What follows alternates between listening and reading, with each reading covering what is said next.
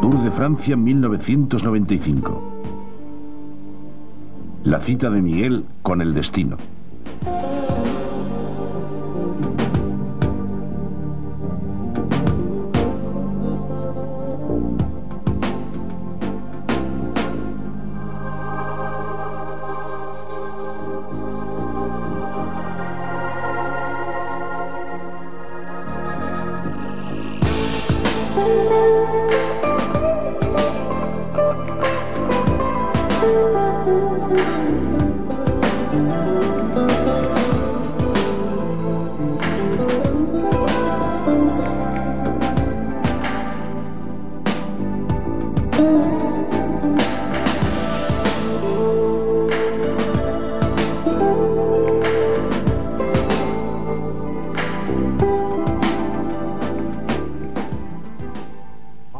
Hola, un cordial saludo. Estamos en el Tour de Francia 1995 que va a comenzar en la ciudad bretona de Saint-Brieuc. Jalabert se colocaba líder tras el sprint premiado que ganó en el kilómetro 144. Vemos cómo los corredores se aproximaban a la meta. Barsin, Indurain, Rominger y Pantani llegaban prácticamente juntos. El líder del Banesto pasó aquellas etapas sin problemas, relativamente tranquilo y evitando riesgos. La etapa había contado con los habituales intentos de escapada, pero no fructificaron. Más que las escapadas, el verdadero peligro de aquel principio del Tour eran las caídas. Había muchos corredores y muchos nervios, y eso hizo que se fueran al suelo bastantes ciclistas. El italiano Mario Cipollini llegó primero a la meta, seguido muy de cerca por Giovanni Lombardi y Abdou Yaparo. Pero el francés Laurent Jalabert, del equipo 11, era el nuevo líder gracias a los 10 segundos conseguidos en las bonificaciones. El equipo 11 era uno de los favoritos para ganar la tercera etapa del Tour de Francia, una contrarreloj por equipos que se disputó entre las localidades de Mayenne y Alençon, con 67 kilómetros de recorrido. Aquí vemos a los ganadores, el equipo Hewish, que marcaron los mejores cronos intermedios en los kilómetros 22 y 42. Pero aún tenían que llegar los hombres del equipo de la 11. Estos dieron relevos largos, intentando aprovechar el buen momento que atravesaba la mayoría del equipo. Mauri fue el primer corredor en salir y detrás de él iban Rojas, Zule, Stephen, Broikin, Jalabert, Bruinet, Herminio Díaz Zabala y Otazu. Álvaro Pino quería llegar a la parte final con el mayor número posible de corredores, independientemente del tiempo que perdiesen. Pino no quería perder corredores por fuera de control y por eso prefirió asegurar que todos terminasen antes de realizar un tiempo aceptable. Aún así, el equipo 11 consiguió el segundo puesto a 35 segundos del equipo Hewish. Los equipos Mapei y MG fueron cuarto y quinto respectivamente. El francés de la 11, Laurent Jalabert, seguía al frente de la clasificación general, seguido de Gotti y Ries. Cuarta etapa entre Le Son y Le Havre, de 162 kilómetros con 5 puertos de cuarta categoría puntuables. El primer kilómetro de carrera, el belga Rodin del equipo TVM sufrió una aparatosa caída a resultas de la cual sufrió fractura del tabique nasal. Pero aquello no fue todo. A 2 kilómetros para la llegada, el belga Sami Morels pinchó y se fue contra las vallas. Detrás de él se produjo una caída múltiple. Nelissen cayó sobre Morels. Baldato se estrelló contra el suelo y otros también, entre ellos Abdou Yaparo y Laurent Jalabert, el líder, a quien vemos con el dorsal número 61. Le costó levantarse, pero cuando reaccionó, el pelotón disputaba ya el sprint. Cipollini del equipo Mercatone, que entró tercero en la fatídica curva, se libró de la caída y acabaría ganando con claridad al imponerse en el sprint al alemán Zabel y al francés Moncassin. El también italiano Ivan Gotti del equipo Hewish se colocó líder debido a la caída sufrida por Laurent Jalabert. Vemos la cara de tristeza e impotencia del corredor francés. Precisamente iba en el grupo delantero para evitar las caídas. Perdió mucho tiempo porque rompió el cuadro de la bicicleta y tuvo que esperar a que le llevaran otra para poder continuar. El nuevo líder del Tour era Gotti. En segundo lugar estaba Ries y Mauri era tercero. Miguel Indurain vio que Rominger y Barsin no iban bien y no lo dudó. Mostró la clase que atesora, la inteligencia que tiene. Indurain solo perseguía una cosa: salir bien situado al día siguiente, que se disputaría la contrarreloj individual. Si seguía ese ritmo, al día siguiente tendría una gran ventaja psicológica y de segundos. Vemos a los dos corredores, Miguel Indurain y Brunel, recorriendo los últimos metros. El espectáculo de Indurain había comenzado, adelantando la contrarreloj un día. Apareció de nuevo el triunfador, el único hombre que podía ganar 5 veces consecutivas el Tour de Francia.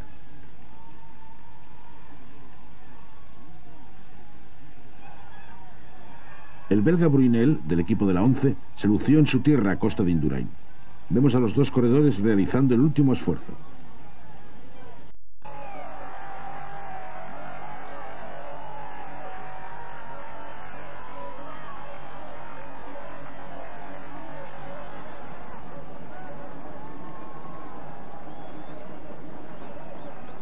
En el último momento, Brunel adelantó al corredor del Banesto, adjudicándose la victoria de la etapa y pasando al primer puesto de la general. Miguel Indurain era segundo.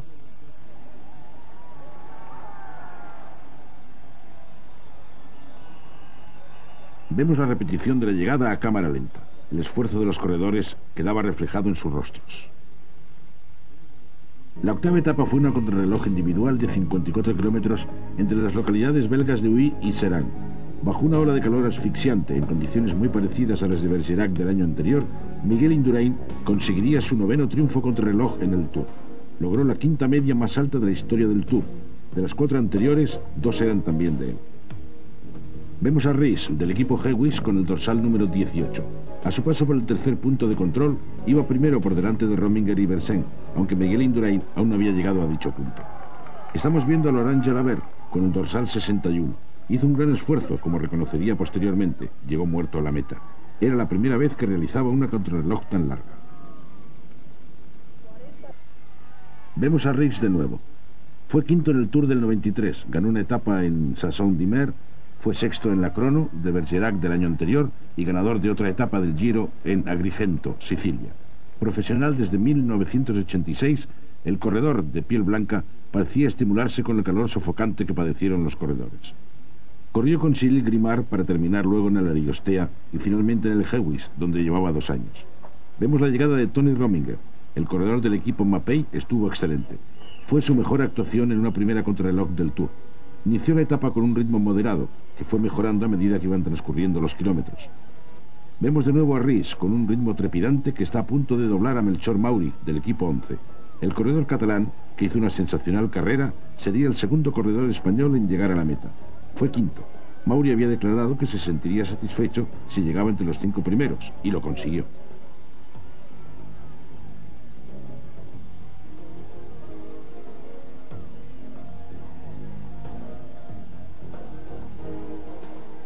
Vemos la llegada de Eugène Versen, que sería cuarto en la clasificación de la etapa. Aunque estaba contento con su resultado, confesó haberlo pasado muy mal durante la primera parte de la etapa, ya que el casco le había molestado mucho. A pesar de ello, el corredor del equipo Hewish sería tercero en la general. Vemos de nuevo a Melchor Mauri. El equipo 11 metió a 5 hombres entre los 10 mejores de la etapa y la general: Mauri, Jalabert, Brunel, Breukin y Zule. Todos estuvieron a un buen nivel. Mauri incluso soberbio, pero Zule falló más de la cuenta. Alex Zule, el suizo del equipo 11, solo consiguió quedar 10º en la clasificación de la etapa y 9º en la general, a 4 minutos 29 segundos de Miguel Indurain. Aquí le vemos recorriendo los últimos metros que le separaban de la línea de meta.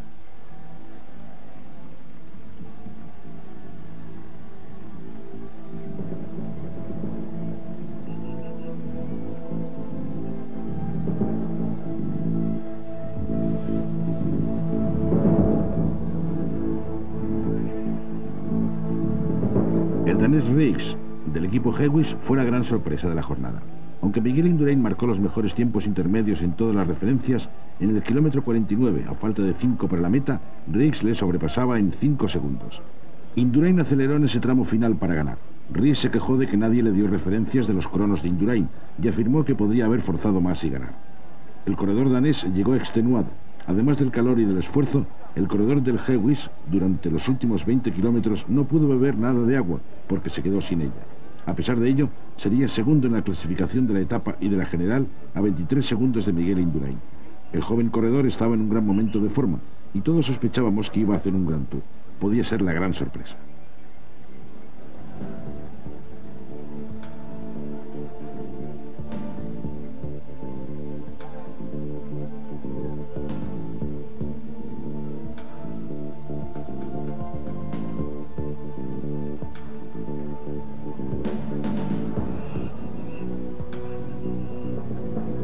Miguel Indurain sabía que aquella etapa era muy importante, porque aún quedaban las etapas de montaña y quería llegar a ellas con una diferencia considerable respecto a los escaladores para afrontarles con mayor tranquilidad. Vemos a Reis recuperando fuerzas. Miguel Indurain tardó 1 hora, 4 minutos y 16 segundos en recorrer aquella distancia. Así consiguió enfundarse de nuevo el maillot amarillo del líder. El español consiguió su 11º triunfo de etapa en el Tour al correr a una media de 50 km/h.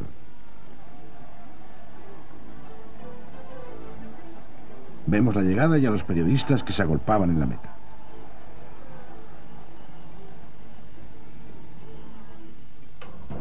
La 10ª etapa del Tour y segunda en los Alpes se desarrolló entre La Plagne y l'Alpe d'Huez, recorriendo una distancia de 162 kilómetros. Tras pasar el Col de la Madeleine de 2.000 metros y el Col de la Croix du Fer de 2.067 metros, los corredores ascendieron al temido Alpe d'Huez de 1.860 metros.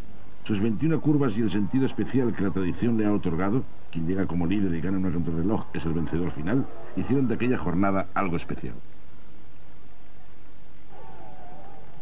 En estos momentos vemos al equipo Banesto arropando a su líder en la ascensión al Col de la Croix de Foix. Banesto demostró mucha más entereza que el día anterior. Llegado el momento oportuno dejarían a Indurain.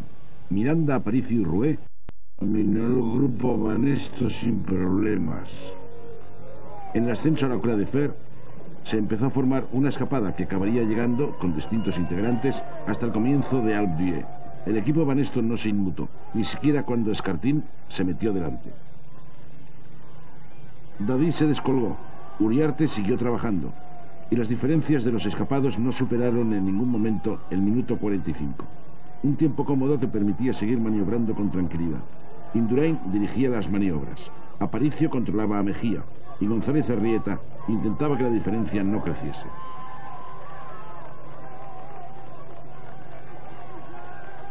En el grupo de Indurain, e intentando no quedarse descolgado, corría Tony Rominger, que se apoyaba en su compañero de equipo Arsenio González.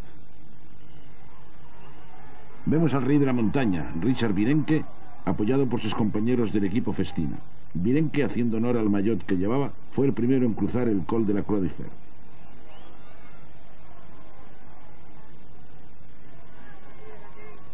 Tras el paso por ese puerto se escaparían 13 corredores, entre los que iban Virenque, Jalabert y Aparicio. Posteriormente se les uniría Escartín. Vemos al resto del pelotón llegar a la cima del Col de Croix de Fer. Durante el descenso, el equipo Carrera trabajó para Pantani, y este consiguió avanzar superando incluso al grupo de escapados. El minuto 30 segundos que estos habían conseguido fue alcanzado en los primeros tramos que conducían al Alpe d'Huez. Marco Pantani afrontaría en solitario la mítica ascensión, en la que finalizaba la etapa. En la subida de las 21 curvas, Indurain hizo lo propio y se llevó a su rueda a Alex Zülle y a Reis.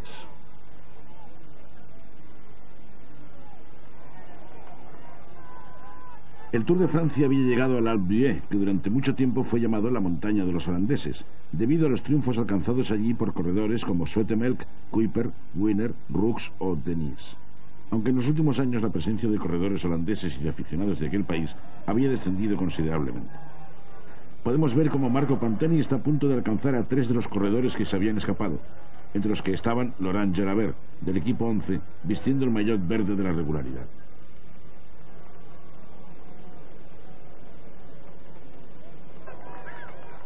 El equipo Banesto seguía trabajando duramente para Miguel Indurain, quien todavía seguía apoyándose en sus compañeros de equipo. Era prudente, sabía que si intentaba seguir el ritmo de Pantani, un gran escalador que se encontraba en su terreno, posiblemente se rompería.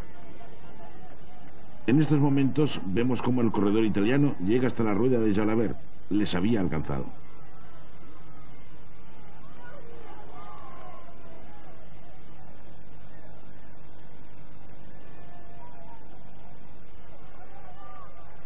Richard Virenque, líder de la montaña, vio como Pantani les adelantaba sin grandes esfuerzos y se colocó tras la rueda de este para aprovechar su impulso en la ascensión.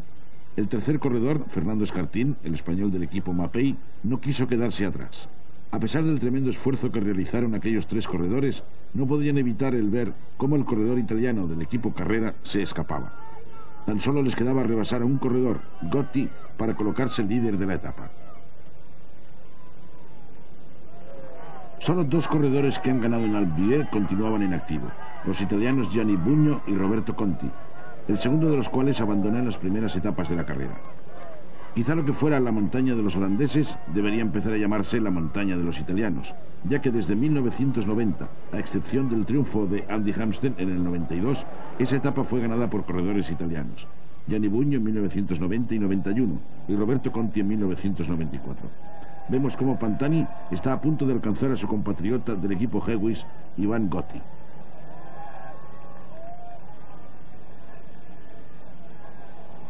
Vemos una de las famosas 21 curvas del Alpe d'Huez, cuyos ángulos no tienen parangón. Los 13,5 kilómetros de subida presentan una pendiente máxima del 12% y una media del 8,4%, pero al ver la escalada de Pantani, cualquiera lo dudaría.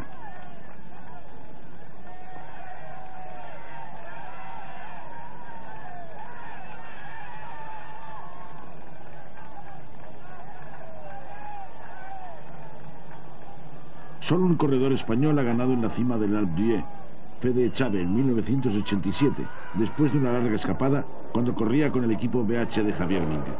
El italiano Fausto Coppi fue el primer ganador en aquella cima en el año 1952. Vemos a Miguel Indurain seguido muy de cerca por Alex Zülle, imprimiendo un buen ritmo a la ascensión. Vemos al joven Ries del equipo Hewish imprimir un buen ritmo en la escalada. No le costaría gran esfuerzo alcanzar a Virenque, Jalabert y Escartín, que seguían por delante del grupo de Indurain, pero a su vez bastante alejados de Pantani. El Alpe d'Huez suele terminar con escapadas largas de las que acaba sobreviviendo algún corredor, mientras que los favoritos se lo juegan todo en la ascensión final, ya que para lograr diferencias hay que moverse muy pronto, y quienes necesitan hacer esas diferencias están muy controlados, por lo que esperan a la parte final para atacar. En esos kilómetros es muy difícil conseguir grandes diferencias.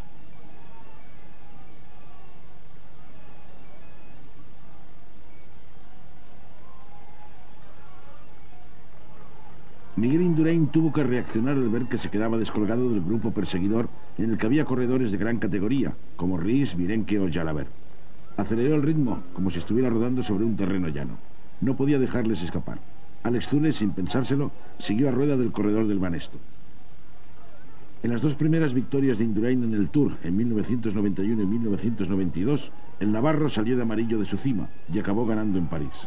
En 1994 también se cumplió con esa tradición, que dice que quien sale de amarillo del Alpe d'Huez termina ganando el Tour. Aunque no siempre ha sido así. La tradición mencionada tiene una coletilla: quien sale de amarillo del... Pero el Tour lo ganó Roche. Delgado no ganó ninguna contrarreloj. Pantani se encontraba en cabeza de carrera a 1 minuto 10 segundos de sus perseguidores, Ries, Virenque, Jalabert, Escartín y Laurent Madovas, del equipo Castorama, que se había unido al grupo al mismo tiempo que Ries. Miguel Indurain y Alex Zülle se encontraban a 20 segundos de este grupo y a 1 minuto y medio del líder de la etapa.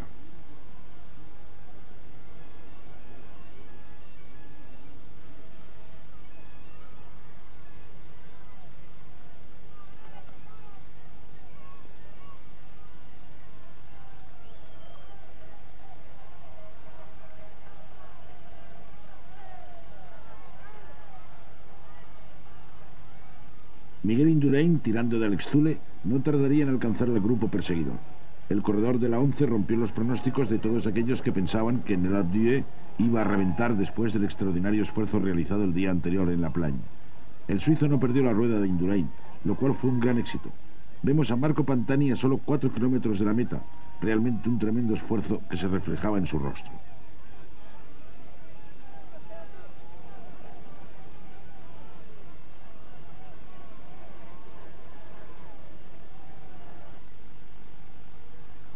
Miguel Indurain era un viejo conocido del Alpe d'Huez. El año anterior terminó en 12ª posición, a 7 minutos 56 segundos de Roberto Conti, el ganador de la etapa. Los escaladores no podían ser peligrosos como Marco Pantani, que un año después lideraba la etapa. Le sacaron 1 minuto 15 segundos. Virenque y Luc Leblanc llegaron con él. Si nos remontamos a 1993, Indurain todavía lo hizo mejor. Terminó sexto a 3 minutos 15 segundos de Andy Hampsten. Pero con él acabaron Chiappucci, Unzaga y Virenque. Los escaladores que tenían que estar controlados no representaron ningún peligro. pero parecía que en 1995 las cosas le iban a salir aún mejor.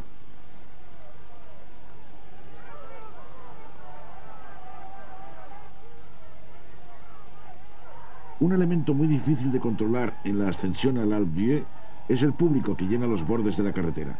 En los últimos kilómetros solo hay espacio para un corredor y siempre se teme que la integridad de los ciclistas sufra.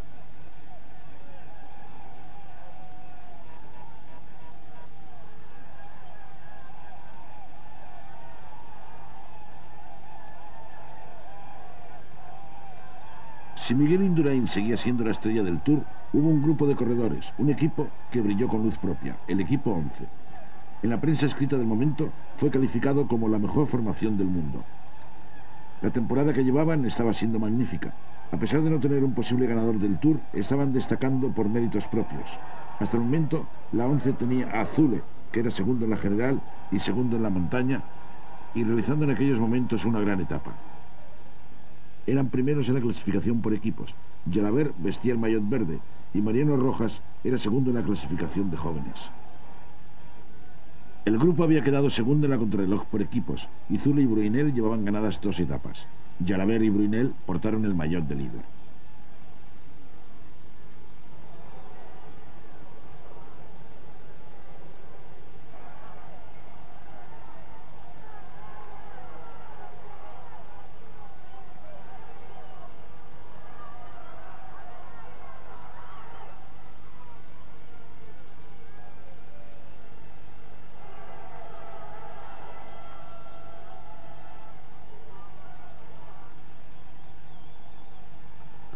A pesar del tremendo esfuerzo que estaba realizando, Miguel Indurain no conseguía arrancarle segundos a Marco Pantani, que en solitario marchaba triunfal hacia la meta con una diferencia de 1 minuto 32 segundos respecto al grupo perseguidor.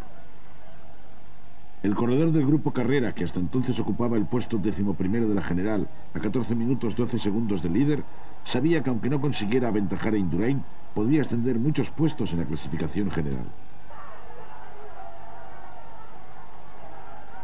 Miguel Indurain continuaba luchando, seguido por Alex Zule, no ya para alcanzar a Pantani, sino para alejarse cada vez más de sus posibles rivales.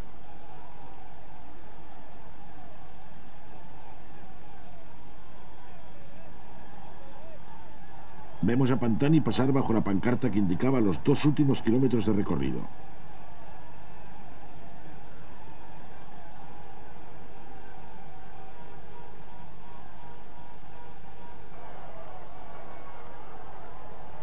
Miguel Indurain, Alex Zule y Ries, los 3 mejores corredores del Tour hasta el momento, luchaban contra las pendientes de la famosa montaña alpina.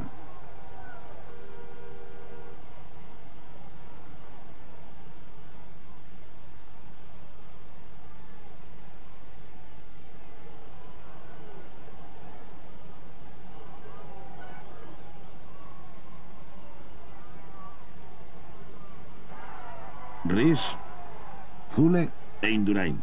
Ahí les tienen. 3 grandes corredores marchando infatigables hacia la meta.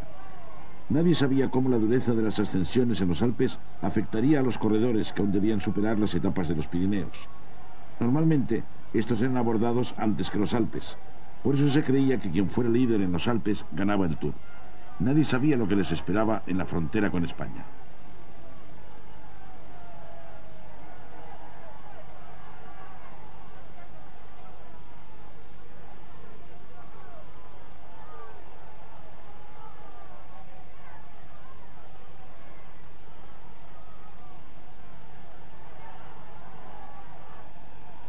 La muchedumbre que se agolpaba en los lados de la carretera era realmente un peligro para los corredores. Marco Pantani tuvo que reducir la marcha bruscamente por culpa del público que ocupaba la carretera. Los espectadores deberían ser conscientes de lo peligroso que ello supone.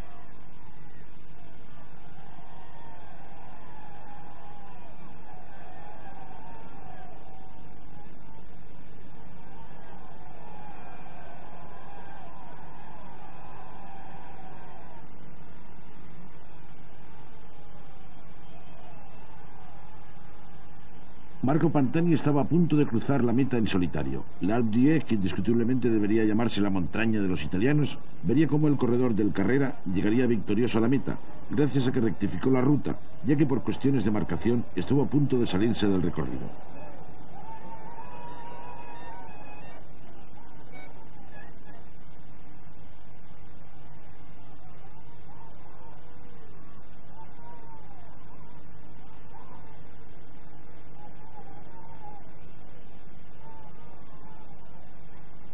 Marco Pantani, nuevo vencedor de la etapa del Alpe d'Huez, quizá la más dura del Tour, alzó los brazos victorioso.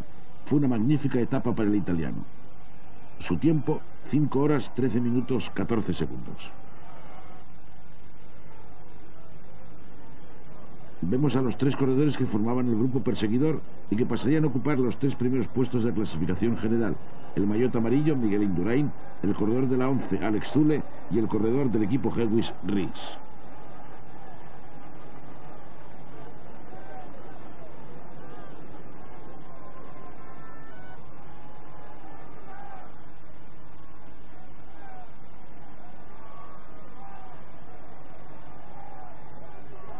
Los 3 corredores entraron al mismo tiempo, a 1 minuto 24 segundos de Pantani, lo que quería decir que solo pudieron sacarle 6 segundos al corredor del Carrera, el ganador de la etapa. En la clasificación de la etapa vemos a Pantani seguido de Indurain, Zülle, Ries, Laurent Madonnas del equipo Mapei y Fernando Escartín.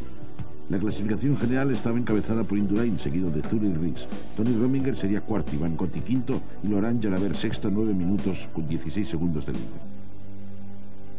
Tras una jornada de descanso, se inició la 15ª etapa del Tour de Francia entre Saint-Giron y Cotterêts, de 206 kilómetros. La segunda etapa pirenaica se componía de 6 puertos puntuables, entre los que se encontraba el temido Tourmalet, de 2.114 metros de altura. Pero aquella etapa, desgraciadamente, pasó a la historia por un trágico accidente que vistió de luto la carrera francesa.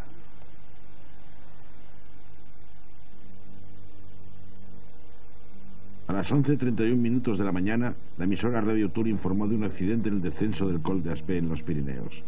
Cayeron 6 corredores. Uno de ellos, Dante Retset de Lacqui, cayó desde una altura de 203 metros, pero solo sufrió heridas leves. Fabio Casatelli no fue tan afortunado. Las graves heridas le dejaron inconsciente sobre la carretera. Fue atendido inmediatamente por los médicos de la carrera y seguidamente fue evacuado en helicóptero al hospital. Durante el traslado sufrió una serie de ataques cardíacos, pero en todos ellos los doctores le salvaron. Tras la llegada al hospital, los médicos lucharon por salvar su vida. A las 3 de la tarde, la organización de la carrera anunció el fallecimiento del campeón olímpico que dejaba esposa y un hijo pequeño.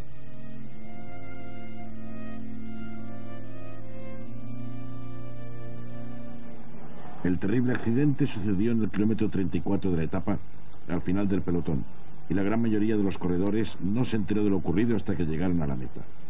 El deslucido protagonista de aquel día fue el corredor francés del equipo Festina, Richard Virenque. Este había protagonizado una escapada, subiendo el Périsur.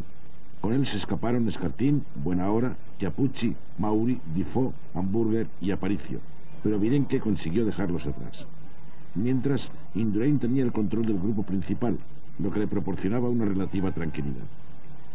El Tour se terminaría para Mariano Rojas, del equipo 11, que cayó en la bajada del Tourmalet. Se rompió la clavícula. La idea del corredor y de su equipo de llegar a París se terminó en ese descenso. Richard Virenque, portador del maillot de lunares, conseguiría su segundo triunfo en el Tour de Francia de 1995 y se confirmaría como rey de la montaña. Aunque la diferencia que mantuvo con sus perseguidores nunca superó el minuto 40. El francés voló en los Pirineos igual que el año anterior lo hiciera camino de Luz-Ardiden. A pesar de ello, llevaba muchos minutos perdidos en la general y la verdad es que no preocupaba a nadie.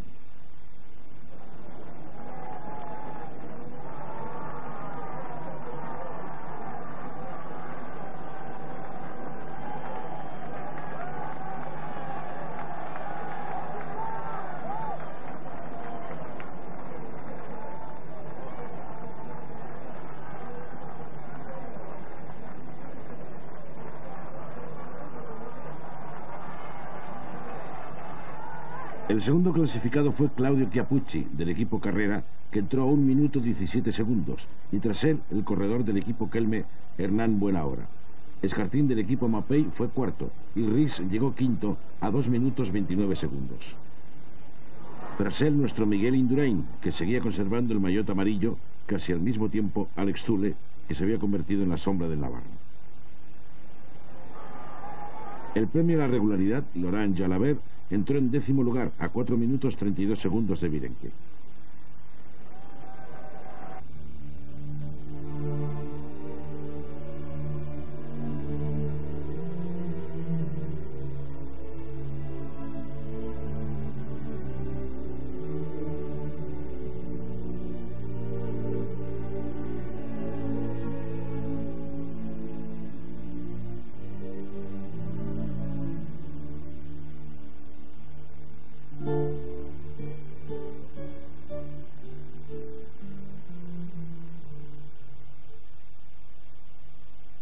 Pero aquellos minutos de silencio no lo fueron todo.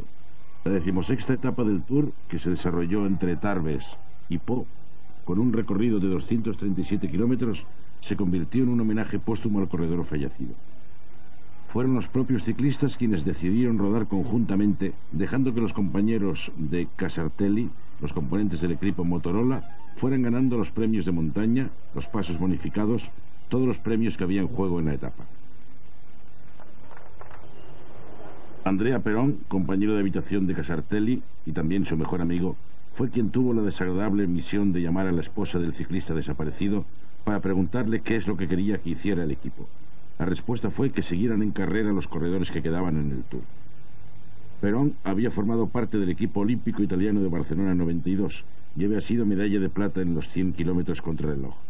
Tenía 24 años y cumplía su 3ª temporada como profesional, igual que la cumplió Casartelli. Sus compañeros le dedicaron el único homenaje que podían darle, la victoria de etapa por medio de su compañero de habitación, Andrea Perón. Algunos de los corredores presentes en la prueba, amigos de Casartelli, acusaron el golpe. A 2 kilómetros de la meta, el pelotón dejó que los compañeros del fallecido se fueran. Ahí los tenemos: Lance Armstrong, Stephen Swart, Andrea Perón, Álvaro Mejía, Steve Bauer y Frankie Andreu.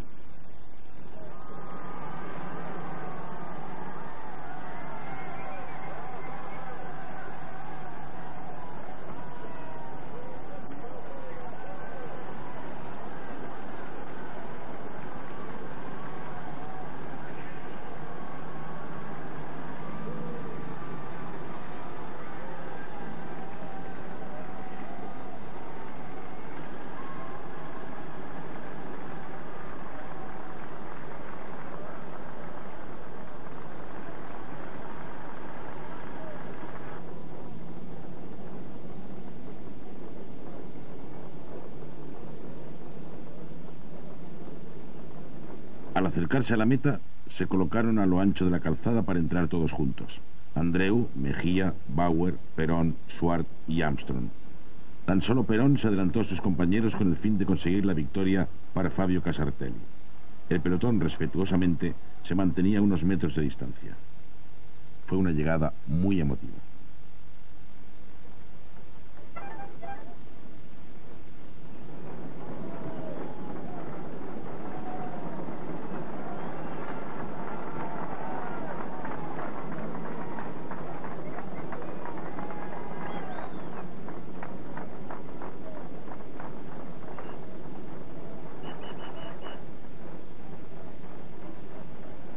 Pero la carrera continuaba. La 17ª etapa del Tour se disputó entre Pau y Burdeos, con 246 kilómetros de recorrido. Solo hubo 2 puertos de 4ª categoría situados en los primeros kilómetros. La ciudad de Burdeos acogería al Tour por 74ª vez. El último vencedor en aquella ciudad fue Abdullaparov. Laurent Jalabert, del equipo 11, continuaba siendo líder en la clasificación de la regularidad, con 272 puntos. El segundo era Abdullaparov con 202 y tercero Miguel Indurain con 164 puntos. Se atravesaron las landas bajo un sol abrasador. Si al esfuerzo propio de la carrera unimos el trágico accidente de Casartelli, puede explicarse la forma en que se estaba corriendo. Con casi 45 grados de temperatura, no había forma de que prosperara algún intento de escapada. La carretera se convirtió en un infierno. La ingestión de líquidos terminó por hinchar muchos estómagos y dejar las piernas sin fuerzas. Estamos viendo una de las escapadas de la etapa. La protagonizan dos corredores del equipo MG a pocos kilómetros de la llegada. El intento del Rolf German y Flavio Vansella no fructificó, pero la escapada más significativa de aquel día fue la que realizó el corredor francés Thierry Marie, con el consentimiento del grupo Banesto. Al moverse Thierry Marie, se despertaron todos los equipos con sprinters: Abdujaparov del Nobel, Lombardi del equipo Polti y Sabel del equipo Telecom, que se repartieron los kilómetros finales, aunque a 12 kilómetros de la meta terminó su aventura. Hubo más intentos como el de Maassen del equipo Nobel, el ya citado de German y Vansella, quedando en los kilómetros finales a falta de 3 para la meta el de Mauri Yekimov. Todos ellos resultaron estériles.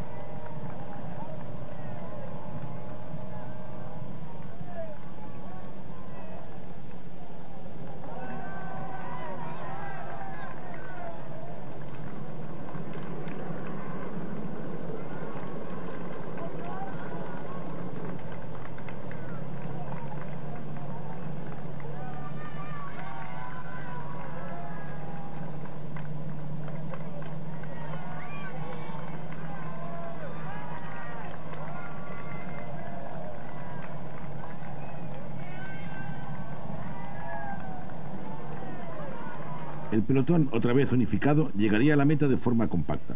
Los corredores se disputarían la victoria al sprint.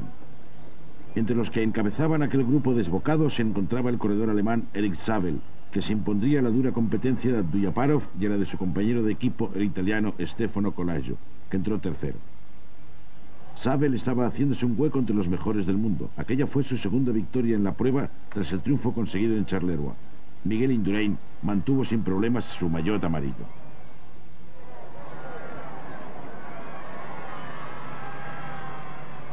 La 18ª etapa salió de Montpont-Monesterol y finalizó en Limoges, después de 166 kilómetros y medio de recorrido. Los 117 corredores tuvieron que afrontar 3 puertos de montaña puntuables de cuarta categoría: Saint-Sulpice-de-Mareil, Durnassac y Villeneuve. A pocos kilómetros de la salida ya se produjeron las primeras escapadas. Indurain tuvo que saltar por Jalabert primero y por Ries después, para evitar sobresaltos.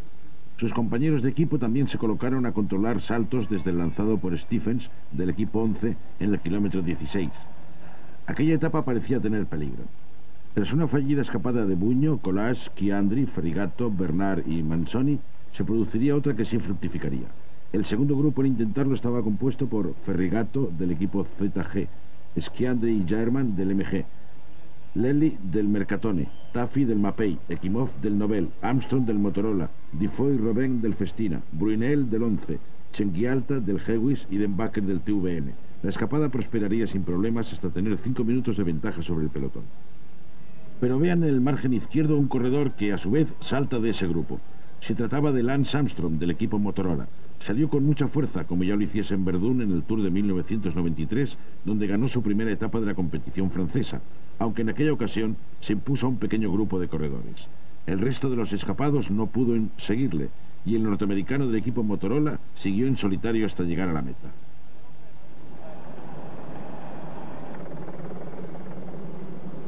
Lo hizo en busca de un triunfo que no admite dudas, ganando la carrera a base de esfuerzo, una victoria que Motorola necesitaba tras lo sucedido en aquel Tour.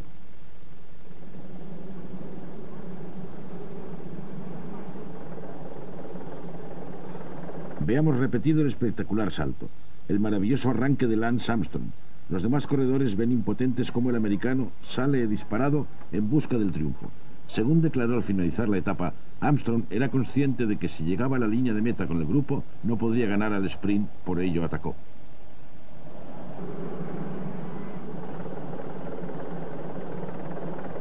O Motorola ganaría por méritos propios.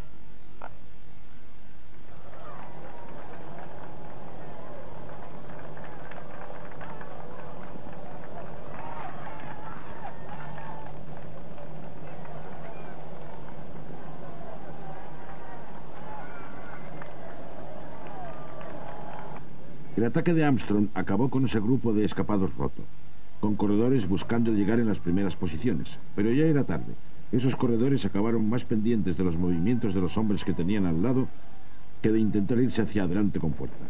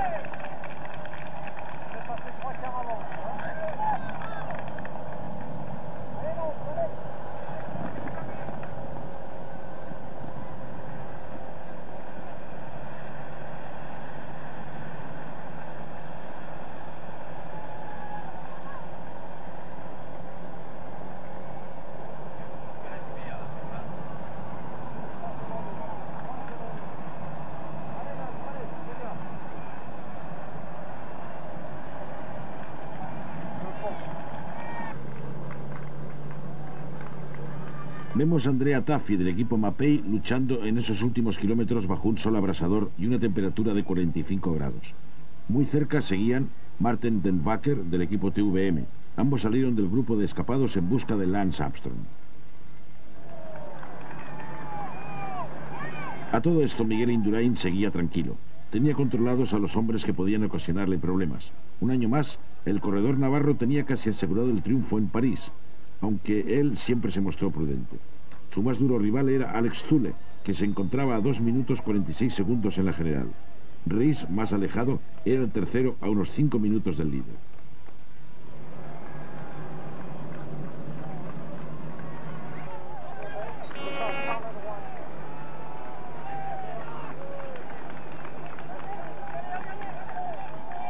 Limoges había sido en 10 ocasiones final de etapa del Tour de Francia. En 1988, el Tour que ganó Perico Delgado. Fue el italiano Gianni Bugno el que se impuso en Limoges. En 1990, otro italiano, Guido Bontempi, vencía en aquellas calles.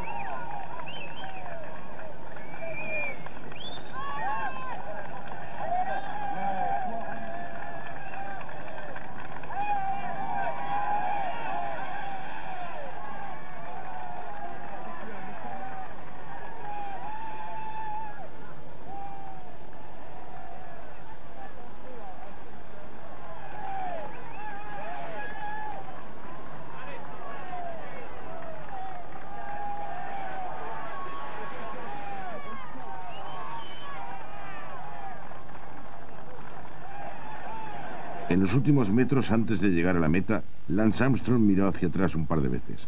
Cuando estuvo seguro de que nadie le privaría del triunfo, elevó un brazo hacia el cielo con el dedo índice hacia arriba. Le estaba dedicando su victoria a su compañero muerto.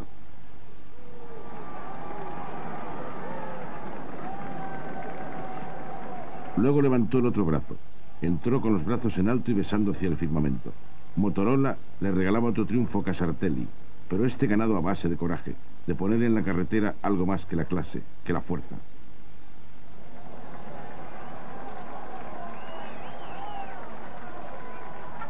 La penúltima etapa del Tour de Francia 1995 fue una contrarreloj individual de 46,5 kilómetros, que tuvo por escenario el lago de Bassivière, concretamente la localidad de Offelet.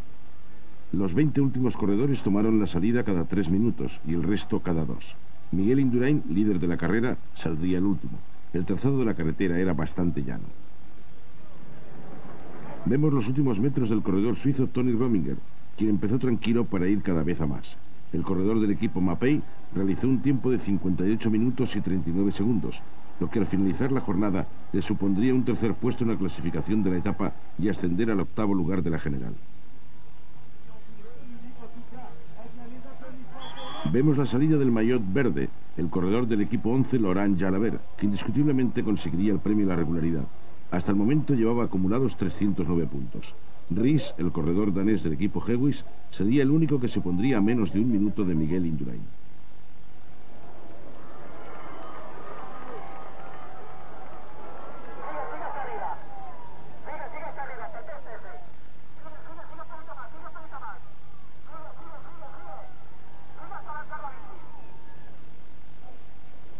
Alex Zülle, el corredor suizo de la ONCE y segundo clasificado en la general, a su paso por el segundo punto de control situado en el kilómetro 22, haría 46 segundos más que Miguel Indurain.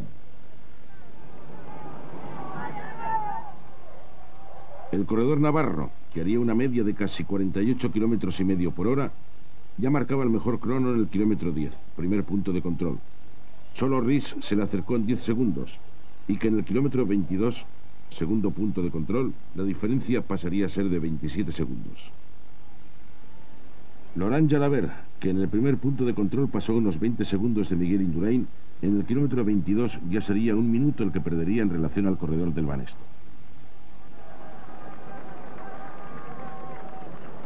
Su marca sería de 59 minutos 32 segundos. Con ello consiguió el 7º puesto de la clasificación de la etapa y ocuparía el 4º puesto en la general.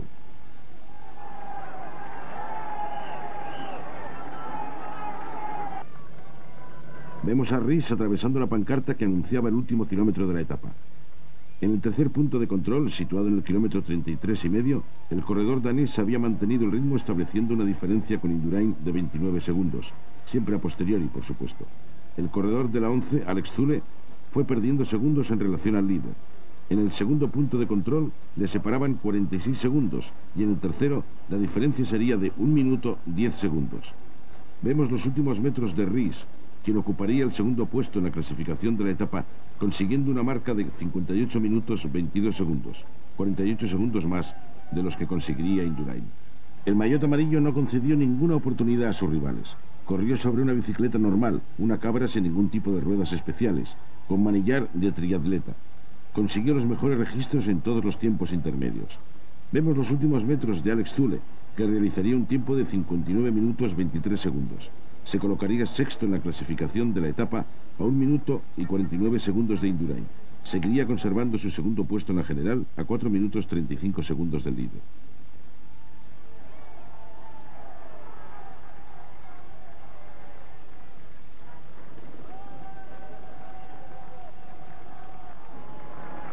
Miguel Indurain ganó la 19ª etapa del Tour de Francia de 1995 y con ello consolidó su primer puesto en la general. Después de 57 minutos 34 segundos, el navarro confirmaba lo que todo el mundo ya sabía. Era de nuevo el campeón del Tour de Francia.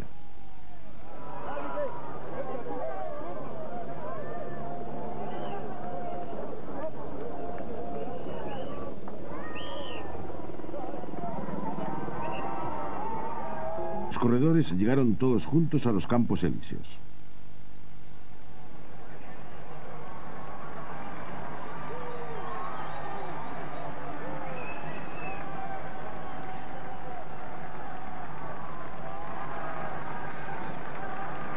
Muy pronto se produjo una escapada que protagonizaron Vansella del equipo MG, Oschakov del Polti, Kasputis del Chasal, Serpellini del Lampre, Mejía del Motorola y Brochard del Festina, pero este último se quedaría.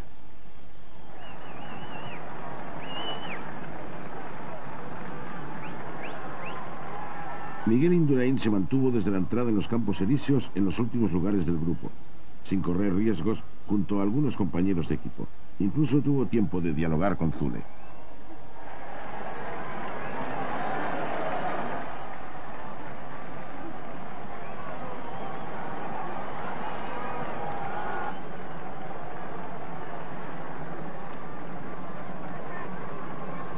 Los relevos funcionaron y esa escapada llegó a tener medio minuto, suficiente para que solo les cogiesen a 700 metros de la meta con el impulso final del equipo Polti.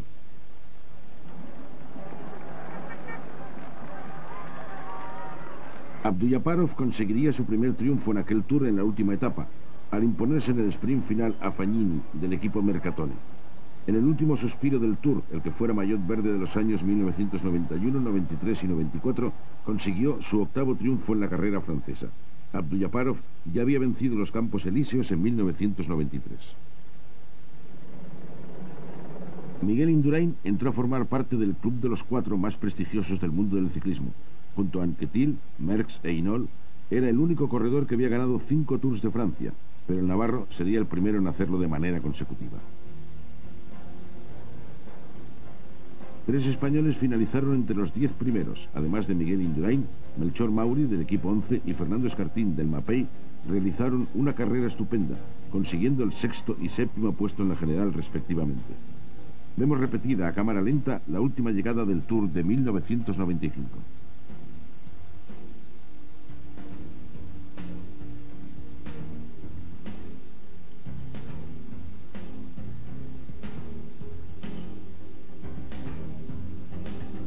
La clasificación de la etapa quedó de la siguiente forma. Abdujaparov fue primero, seguido de Gian Matteo Fagnini y Giovanni Lombardi.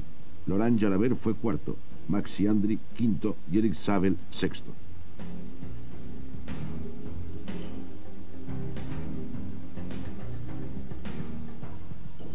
En la clasificación general y definitiva, Miguel Indurain volvía a ser el campeón. Alex Zule fue segundo y Ries tercero. Laurent Jalabert tendría que conformarse con el 4º puesto.